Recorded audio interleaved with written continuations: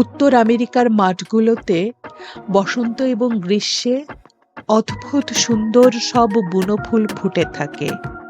এমনই একটি বুনো ফুলের নাম হলো বাটারকাপ। বাটারকাপ যখন মাঠ জুড়ে ফুটে থাকে তখন মনে হয় এক টুকরো রোদ ছড়িয়ে আছে, এবং এও মনে হতে পারে যে সোনা ঝরা হলুদ রং ছড়িয়ে আছে মাঠে। বাটারকাপের নামটির মধ্যেও শৈশবের ঘ্রাণ লেগে আছে। প্রথম দেখায় ফুলটিকে খুব সাধারণ মনে হলেও কালচারাল সায়েন্সের চোখে এটি কিন্তু অসাধারণ একটি ফুল, এবং এই ফুলের অর্থ হলো মানুষের কৌতূহল এবং প্রকৃতির সাথে আমাদের আদিম মনস্তাত্ত্বিক সংযোগের একটি প্রতীক। বাটারকাপ ফুলটি মূলত আনন্দ, যৌবন, নতুন শুরু এবং বন্ধুত্বের প্রতীক। বিশ্বের বহু সংস্কৃতিতে বাটারকাপকে সৌভাগ্য এবং ইতিবাচক শক্তির বাহক হিসেবে মনে করা হয়।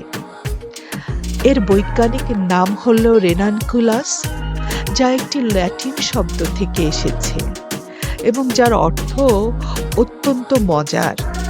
এর অর্থ হল লিটল ফ্রগ বা ছোট ব্যাঙ, কারণ বাটারকাপ সাধারণত স্যাঁতসেঁতে বা পানির কাছাকাছি জায়গায় বেশি ফোটে, যেখানে ব্যাঙের আনাগোনা থাকে।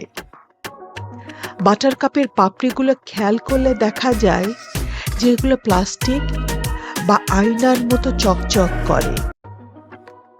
কালচারাল সায়েন্সে প্রকৃতির এই সৌন্দর্য মানুষকে কিভাবে কাছে টানে তা নিয়ে গবেষণা করা হয়, এবং গবেষণার মাধ্যমে বিজ্ঞানীরা আবিষ্কার করেছেন যে এই পাপড়ির কোষগুলোর গঠন এমন যে তা সূর্যের আলোকে তীব্রভাবে প্রতিফলিত করে।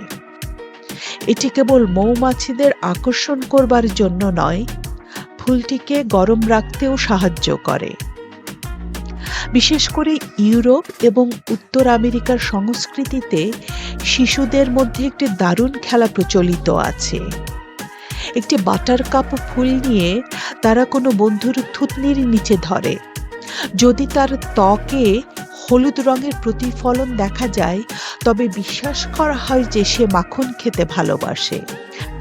বৈজ্ঞানিক দৃষ্টিকোণ থেকে এটি পাপড়ির প্রতিফলনের কারণে ঘটলেও সংস্কৃতির অংশ হিসাবে এটি প্রজন্ম থেকে প্রজন্মে শিশুদের প্রকৃতির কাছাকাছি নিয়ে গেছে। আয়ারল্যান্ডের লোকবিশ্বাসে মনে করা হয় বাটারকাপ ফুলগুলো যেখানে বেশি ফোটে সেখানকার গরুর দুধ থেকে সবচেয়ে চমৎকার এবং সুস্বাদু মাখন তৈরি হয়। এই ফুলগুলোর কারণেই মাখনের রং অমন সুন্দর সোনালি হয় বলে সাধারণ মানুষ বিশ্বাস করত। একটি জনপ্রিয় উপকথা অনুযায়ী একজন অত্যন্ত কিপ্টে বুড়ো এক থলে সোনার মোহর নিয়ে যাচ্ছিলেন। পথের মধ্যে পরীরা তার এই লোভের শাস্তি দেওয়ার জন্য তার থলিটিতে একটি ফুটো করে দেয়। বুড়ো যখন মাঠ পার হচ্ছিলেন তখন একটি একটি করে সোনার মুদ্রা মাটিতে পড়ে যায়। পরবর্তীতে সেই প্রতিটি সোনার মুদ্রা একটি একটি করে বাটারকাপ ফুল হয়ে জন্ম নেয়। 1900 শতকে ভিক্টোরিয়ান যুগে যখন ফুল দিয়ে মনের গোপন কথা প্রকাশ করার চল ছিল, তখন বাটারকাপ ব্যবহার করা হতো উজ্জ্বল ভবিষ্যৎ বা সমৃদ্ধি কামনা করতে। কাউকে বাটারকাপ দেওয়ার অর্থ ছিল তখন তোমার উপস্থিতিতে আমার জীবন উদ্ভাসিত। বাটারকাপের এই উজ্জ্বল হলুদ রংটি শিল্পীদের সবসময় টেনেছে।